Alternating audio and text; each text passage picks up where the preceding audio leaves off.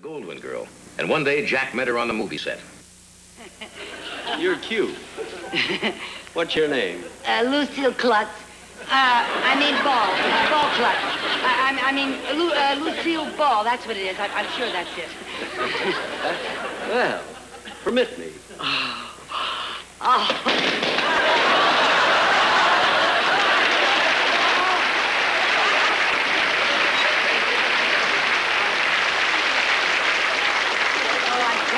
Sorry. That's all right, honey. It always happens. Oh, really? Yes.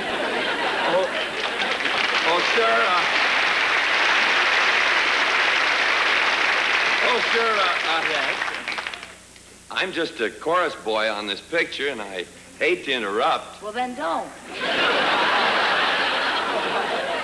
It's all right. What can I do for you? Well, I'm a big admirer of yours, Mr. Benny, and it'd make my day if I could have your autograph. Well, certainly. What's your name, kid? Marion Michael Morrison.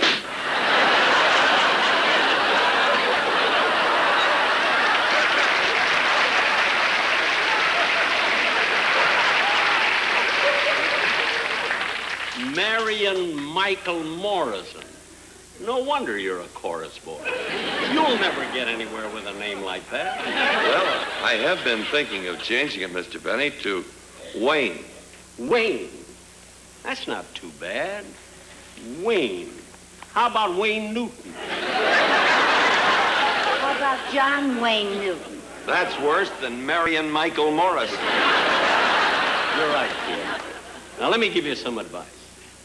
You're too big and tall and clumsy to be a chorus boy. Yeah, you're a klutz. Okay. Now, listen, kid.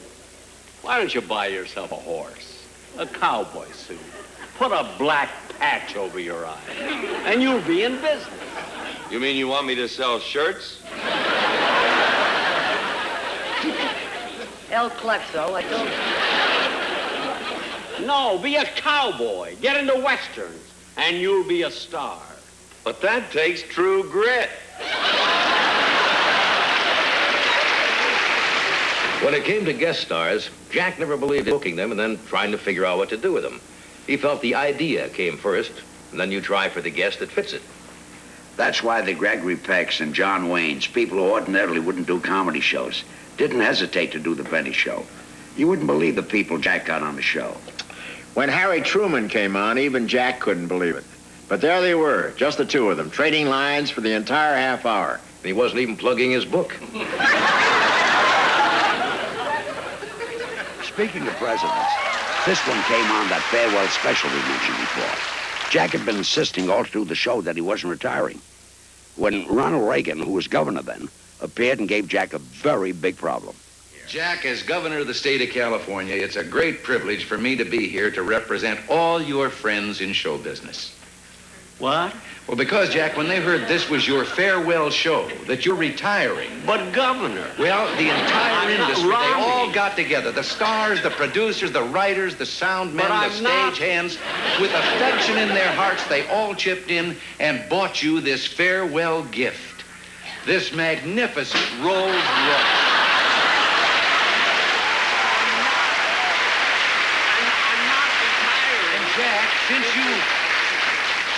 Jack, since you won't be working anymore, you'll have plenty of time to enjoy this specially built car with its many unique features.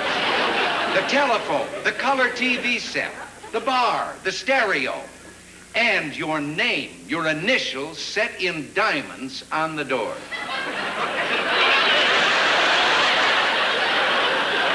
In diamonds? That's right, Jack. It's our goodbye to you.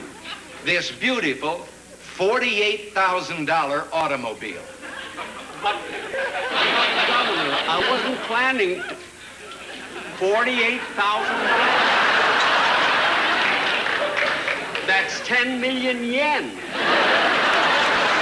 Here's your gold, solid gold ignition key.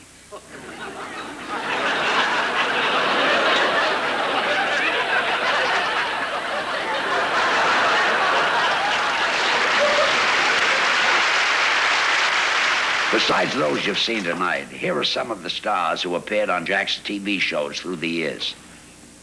Watch closely. You're going to see a lot of your favorites.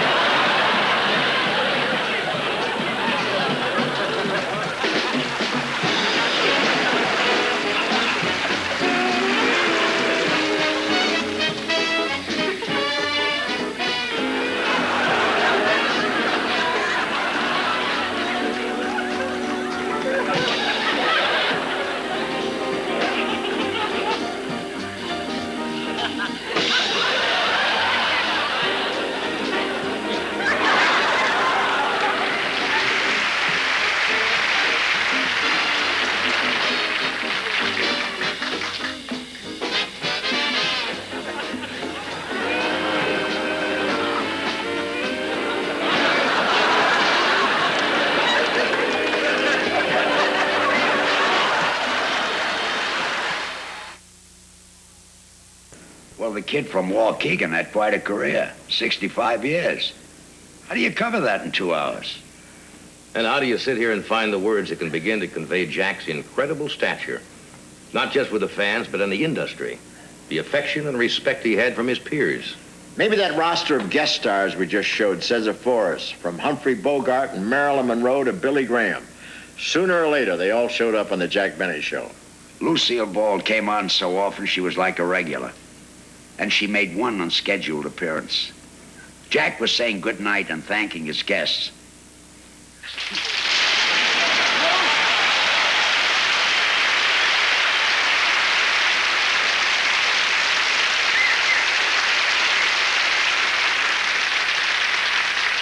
Lucy, what are you doing here? How dare you do a special without me?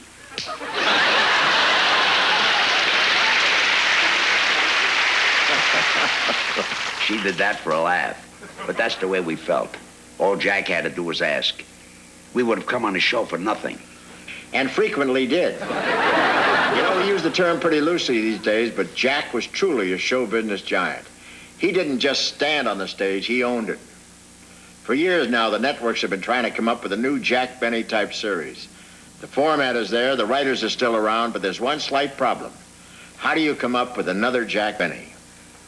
I once saw Jack lie down on the stage and let a full-grown elephant place a foot on Jack's head. It was really scary. After the show, I said, Jack, you really shouldn't have let that elephant put his foot on your head. You know what he said? Gee, I thought I got a good laugh. George, you were really the closest to Jack. Was there anything that meant more to him than getting a big laugh? Getting two big laughs. Look, show business was Jack's life. Sure, he had interests. He loved Mary, daughter Joni. We were important to him. But hearing those laughs, that kept him young and vital. That's why I'm so glad about this evening. Jack would have loved it. Yeah, I can just hear him up there saying, what took you so long? Good night, Good night, everyone. everyone. Everybody. Good night. Good night.